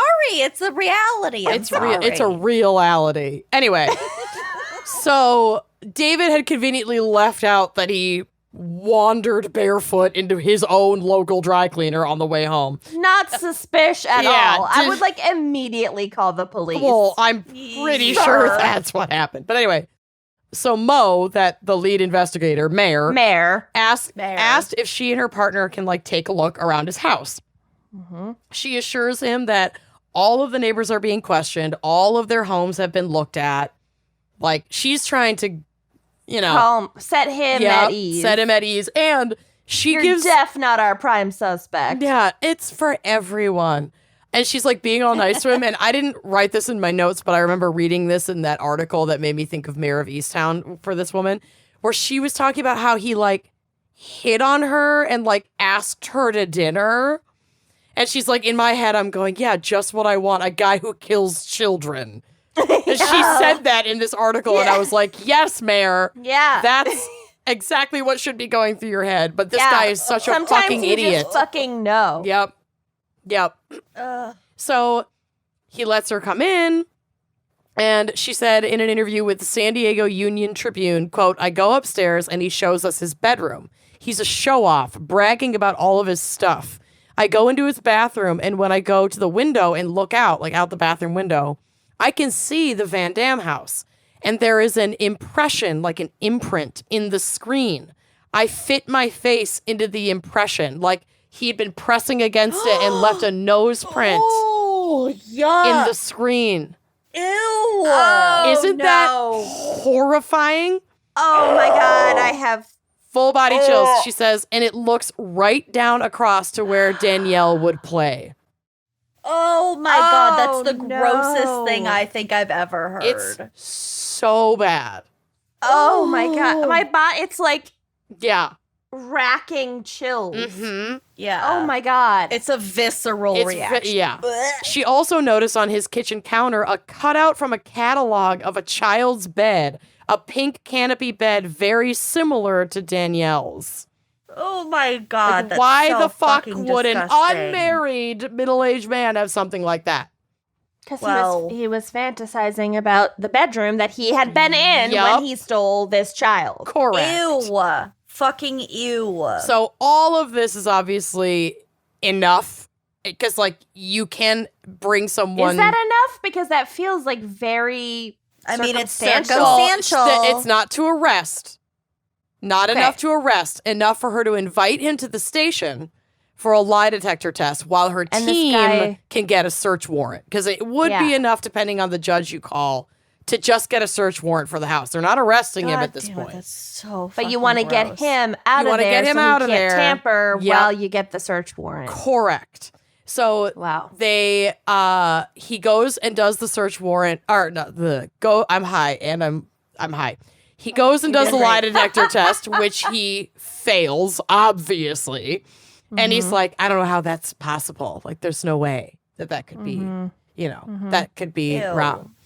But he's still not under arrest. So he returns home, and the police are waiting there with the warrant that they had obtained. So exactly what you said, Kenyon. They got him out of the house, so he couldn't fuck with any evidence, and they were waiting for him when he got home. So they gather evidence from his home to be tested by their forensics team, and a timeline begins to unfold. So this is from the San Diego Union Tribune once again. Quote, Westerfield had seen Brenda and her female friends in a local bar the previous Friday night, January 25th. So, like, before the night of the disappearance. Then, by happenstance, she, meaning Brenda, the mom, and Danielle, the child, went to his house on Wednesday, 5 days after he had bumped into her at the bar. They were selling him Girl Scout cookies. Oh my god. So they were doing like a random door-to-door to our neighbors. Yep, I neighbors. did that. Mm-hmm. Yeah. Well, yeah, it's not like random, but it is a door-to-door, like cold calling your neighbors thing. Yeah. Yep. Standard. Oh. He invited them in. And I mean, at least, like, she's 7 in her neighborhood. My mom would have been like, yeah, whatever, go sell Girl Scout cookies. Like, The mom went with Brenda's with her, like, going door to door. I mean, I get it. doing Like, you're nothing taking wrong. money. Like, but, like, clearly Brenda. Depends on how well you know your neighbors. Well, right. I guess, but I'm saying clearly Brenda, like, really, I mean, she's her kid, but, like, She's doing was the right concerned thing. about her safety always. So she was, like, going door to door with her to sell Girl Scout cookies in her own neighborhood, for God's sakes. So they're there, they're selling him the Girl Scout cookies. He invites them in and he asks Brenda, like, why she hadn't introduced him to her friends at the bar when he saw her there 5 days earlier. Because I don't fucking know or care about you. You're just my neighbor. Pretty much. Yeah, bind your own. During the idiot. conversation in his home, and probably, like, And because you're a he was creep. probing her, she happened to say that she and her friends would probably be at the same bar that upcoming Friday, February 1st, for a going away party, providing that she could get a babysitter for Danielle because Damon and the boys would be out of town. Consequently, when Westerfield observed Brenda and her friends at the bar on Friday night, he soon left, presumably to prepare Danielle's abduction. We can only guess what would have been the fate of a babysitter had that person been there. Because it was going to be like the husband and the boys went out of town for like a boys' weekend, and it's Danielle and the babysitter alone. Oh, But was Danielle alone that night? No, I don't remember. and there wasn't a No, babysitter Damon- that night because the dad Damon didn't ended end up up going being out of town. Yeah. Oh, okay. So Westerfield did not awaken the sleeping three of them that were upstairs, because I think at that point he came in after being out of the bar. He still thinks that the dad, Damon, and the boys are out of town, so he's like, this is my chance. There's just a babysitter here. I'm He going to thinks sneak the mom in. is like tipsy or And drunk that he left the bar early, so she's still there at the bar. So he's like, this is my window.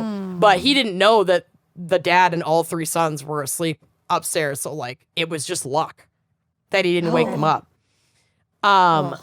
So he also didn't wake up the dog and managed to avoid causing an outcry by Danielle as he swept her away, and all of this is an ugly chain of improbable circumstances.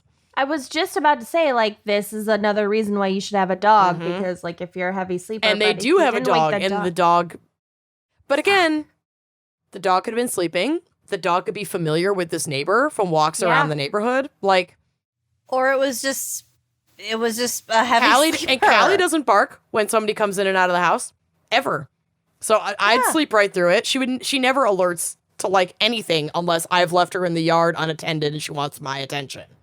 Josie is such a pussy, if for lack of a better word. Josie is a She's a total little fucking baby. pussy. When I But slept over she at your barks house, like shit. Yeah. Like I she slept over at your will bark. house, and I knew her, and she knew me, and I was sleeping in the room next door, and I softly knocked on your bedroom door that morning, and she was like, "Get the fuck out of here!" She's for you. Not into it. She has a bit of a goldfish memory, so she definitely She fucking flipped. Stranger! You had to hold her down. she definitely never expects a house guest to still be there in the morning. Yeah, that's and is not always normal. alarmed. That's not right. Startled her. She was like, Poor oh, thing. shit. What do I have to deal with now? Kill it, kill it, kill it, kill it. Yeah. Well, she wouldn't have charged me because it's Josie, but still, she You're was not- like you're not alone in deeply that. upset. Yeah. Yeah. She barks. That she is a good watchdog, not a good guard. Right, dog. exactly. She's the perfect companion. So, not realizing that Damon and the boys were all at home, Westerfield crept through an open side yard door, so it likely was either ajar already or unlocked, at least. Sliding fucking glass. Well, no, door. there were two different doors that were A open yard that door. night. This was the side yard door, like off the garage that Like he a first fence. went through. Oh, Mhm. okay, gotcha. So, he goes inside, he goes up the stairs to Danielle's room with like cat burglar stealth. He then carried her small, sleeping, or muffled body back to his home. Hours later, he put her in the cargo area of his Toyota and drove to his motorhome where he transferred Danielle, living or dead. It's still unclear because he like Won't say. won't say. He then returned to his house where he hastily filled the vehicle's water reservoir. Remember the hose in the yard? Oh. And like you said, you got to prep Yep. the camper. And then drove away. So Danielle was not discovered missing until around 9 a.m. Saturday morning. this fucking detective Mo Parga fucking saw that hose And knew. And people were like, I could see this montage Yeah. playing out in front of my being head too. gaslit. Yep. And the neighbor saw the hose initially, right? No, it was Mare. It was the The investigator. detective Mare. lady. Mhm. Okay. Wow. Yep.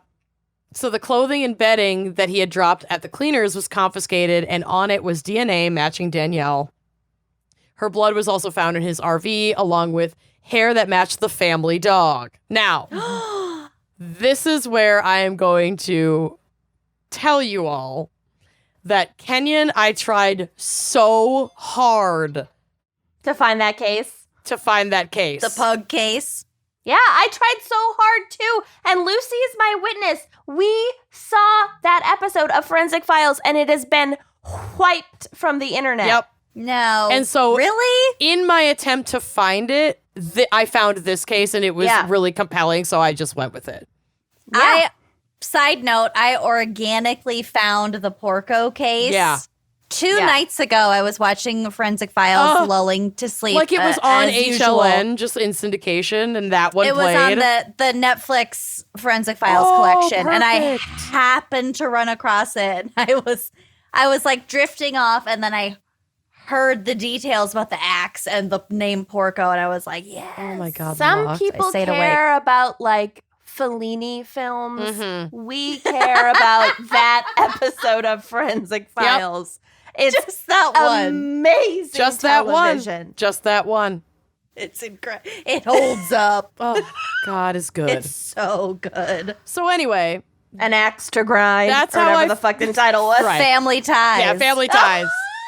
It was An family axe to ties. grind would have been good though. I'm sure A little it's another more one. brutal, but so that's how I found this case. Like the dog is really not that important in this case, but like There were dog hairs. there were dog It- hairs, it and I just tracks. wanted to pay homage to that like forgotten and now lost episode of Forensic Files that you bonded so heavily over. So that's why I picked it.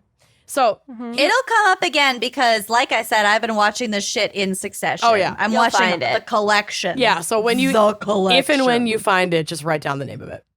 So he was arrested 5 days before Danielle was found and pled not guilty to kidnapping and murder, but the forensic evidence was staggering.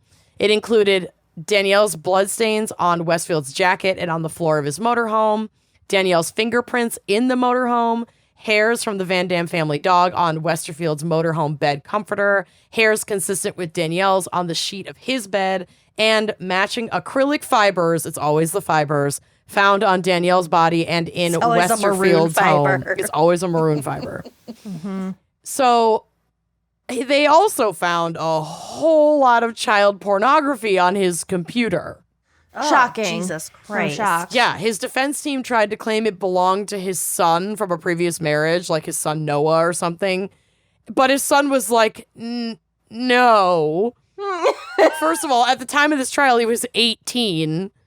So, like, Yeah. I don't know. That doesn't seem on par with the type of demographic that's downloading a bunch of kiddie porn. Is an 18-year-old boy.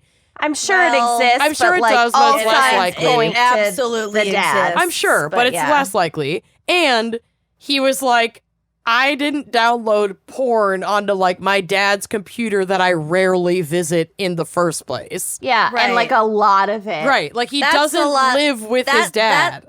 That's the red flag, Right. moreover, than an 18-year-old having child No, porn. I agree. That's why I put them in that order so that the big red flag would be the second just one sa- that okay. I said. So it I'm was just saying, intentional. 18-year-olds are just as likely to download child I don't think porn. they're. Yeah. I don't think they're People just are as shitheads likely. at any age. I think older men are the worst. Mhm. Anyway, so the defense also tried to sow doubt about like when or how the blood wound up on his jacket.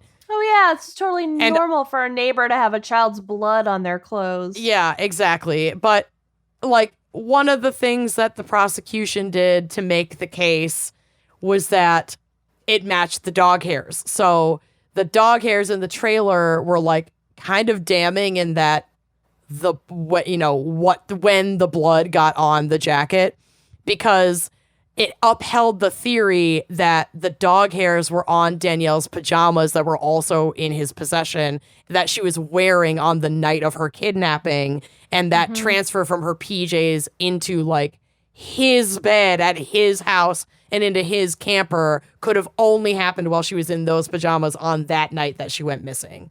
So like, it's like, okay, so the blood's from a time she hurt herself and you helped her out in the camper 6 weeks ago, but how the fuck do you explain Not the true, dog but hairs? okay, fine. Well, exactly. Like, if you want to go ahead and believe that, explain the fucking dog hairs. Right. So the forensics team also knew that the hair belonged to the Van Dam's dog because this is common with dogs and cats.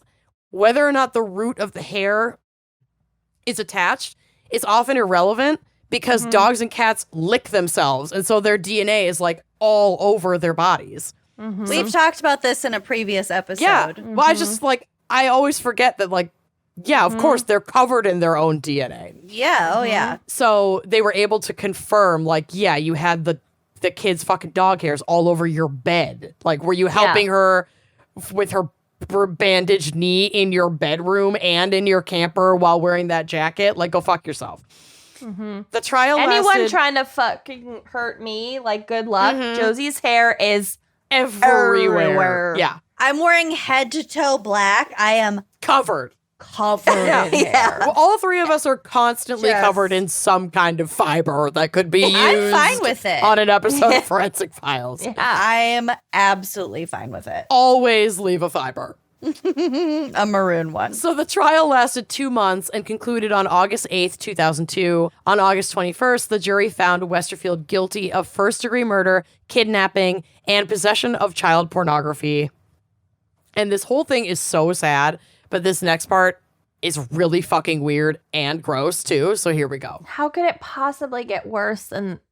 This guy is horrifying. So at the sentence, it's customary for victim impact statements to be given. And that can be from members of the family on both sides. Like, you know, everyone gets a chance to talk. Well, Westfield's niece made a statement at the sentencing. She came forward to reveal that when she was 7 years old, so the same age that Danielle had been when he killed her, she was spending the night at his house with his kids, and her mom was there too. She woke up in the middle of the night to him in the room where she was sleeping, rubbing her teeth with his fingers. Yeah. Like rubbing her teeth. What the fuck? She bit him on the hand and drew blood. Good girl. Good. And then ran downstairs to tell her mom, who was also there for the visit. He claimed that he was checking on the children and she was upset and he was like comforting her and she bit him. And the family just kind of dropped it and moved on. Listen to your kids. Yeah. Listen to a I'm not 7-year-old. comforted by this. No. No. And if something like that happens, even if you're like, well, he didn't touch her private parts. Uh-huh. No. It's a fucking red flag. It's a fucking Inappropriate warning touching sign. is inappropriate touching. And you have to fucking follow that up because people could end up fucking dead. Yeah. I mean, that's literally what I wrote. I'm like, kids say weird shit, but maybe if your kid runs downstairs screaming that her uncle was rubbing her teeth in the middle of the night, you just Follow it up. investigate that one. You follow it Yeah. up and you don't listen to weird Uncle Desert Dave. Yeah. Who's Ugh. like, I was comforting her. You know what? Don't fucking comfort my kids. Yeah. No, if they're upset, not your fucking place to call comfort me. Yeah, them. exactly. It's just, I can't. Ugh. So gross. So at sentencing, Westerfield was given the death penalty, and he's still on death row at San Quentin State Prison with pending appeal. He'll likely never be put to death because of the moratorium on executions that was established in California in 2005. Yeah. So, yeah, he's still there. He's still alive. I found this pretty interesting. The Van Dams sued Westerfield, who settled with them like outside of court, but had to use like some insurance and like his car, RV, various assets to pay the over 400. Okay, all of it. Well, yeah, to pay an over $400,000 settlement to the Van Dam family, which is great. Never enough. You can't buy Compensate a new child. that. Yeah. But part of the settlement was a clause that prevents David from ever profiting from this event. So he can like never publish a tell-all book. He can never do paid interviews, television, like can't do that. And I think that there all are of those laws. deals should include that clause. I agree. I think that there are laws in some states that also prevent that. I don't know With a if there's a guilty federal verdict? law now. Yeah, that also prevent convicted felons from profiting from yeah. their it crimes. should be but maybe standard. it's state by state. I don't know. Yeah. It should be standard. Like, you don't get to fucking ever profit. But again, like, another sad thing for the family, and not that the families, I can't speak for a victim's family, and I never would try. Imagine too. Right. Yeah. But since he pled not guilty and he's like still sitting there on appeal, he has never said and likely never will say exactly what happened to that child. And so because of the condition she was in when she was discovered, like, no one is ever gonna know what her last moments were like. And maybe that's for the best for the family, you know? Yeah. But like, They might not have any burning desire Right. to know. exactly. And every family, everyone who's experienced trauma heals differently. So like, some people want those details to get some semblance of closure and process it all and move on. And some people really don't. So I just hope, you know, wherever her family is, that like they're getting the help, continuing even all these years later to get the help and support that you need, because that would just be unimaginable to lose a kid. And that's my case. Dog crimes. Yay. Fucking monster. Okay. Mhm. That's fucking horrible. Oh my Yeah. God. Yup. God. Well, All right. Nailed it. Well, good job. I did And it. thank you. Actually, thank you to our fan picker, Isabel Silverstein or Silverstein. Mhm. I really liked this topic. Yeah, this was Learned a lot. fascinating. Yeah, for sure. Big fan. Yeah. Thank you so and, much. You know, according to Isabel, we had to balance out the cat crimes with the dog crimes. Yep. So I like it. I'm a dog Here we are. person, and I need to go snuggle Josie now because I'm really and sad. eat, because this gummy is at peak. we gotta go. I We'll gotta see you next go. week. Bye-bye.